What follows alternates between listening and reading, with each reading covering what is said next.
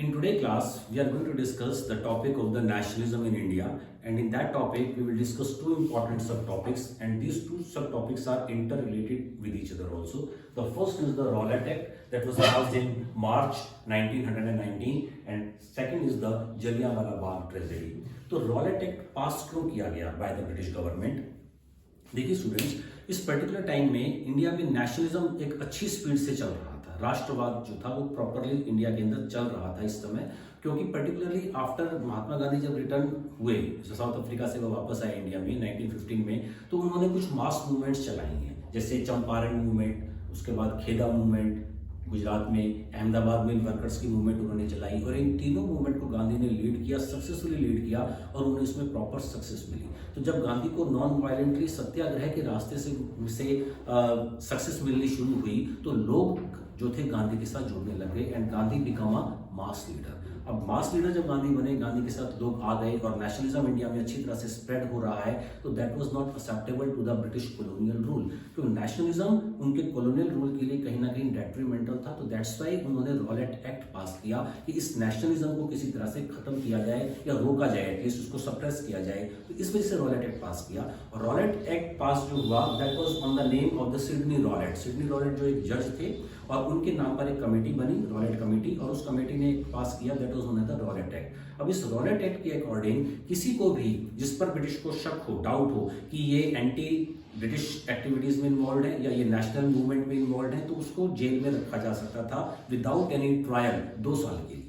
किसी भी जगह पर ब्रिटिश जाकर सर्च कर सकते थे without any warrant, without search warrant के। तो इस तरह से जो एक्सप्लॉयटेशन जो ब्रिटिश कर रहे थे, तो that was the Rowlatt Act in order to curb the nationalism in India. तो इस वजह से रॉलेट एक्ट पास हुआ था 1919 मार्च में, ये पास हुआ। अब इसमें इस पर्टिकुलर टाइम में इंडिया में, बंगाल में और पंजाब में नेशनलिस्ट मूवमेंट बहुत अच्छी तरह से चल रही थी, बहुत रिवोल्यूशनरी और फ्रीडम फाइटर्स थे इन 2 पर्टिकुलर प्लेसेस पर।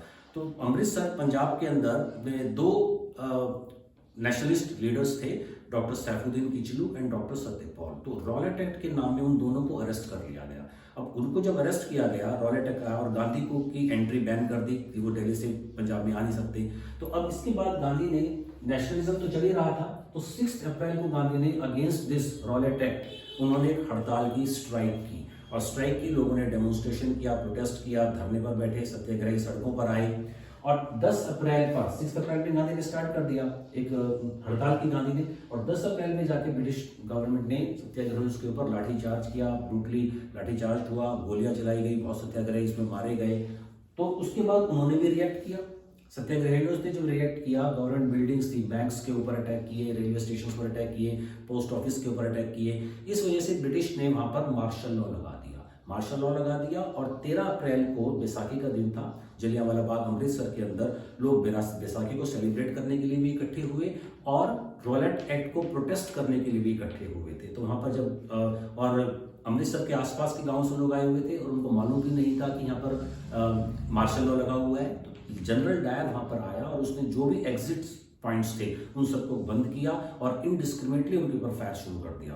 अराउंड 1600 राउंड फायर हुए, जिसमें सेवरल हंड्रेड्स लोगों की मौत हुई और सेवरल थाउजेंड्स उसमें बहुत बुरी तरह से वुंडेड हुए, घायल भी हो गए थे, इंजर्ड हुए थे। तो that was the this Jallianwala Bagh tragedy. अब इस जलियांवाला बाग ट्रेजेडी के बाद लोगों ने फिर उसको प्रोटेस्ट करना शुरू किया और ब्रिटिश ने उसको और रूथलेसली सप्रेस किया।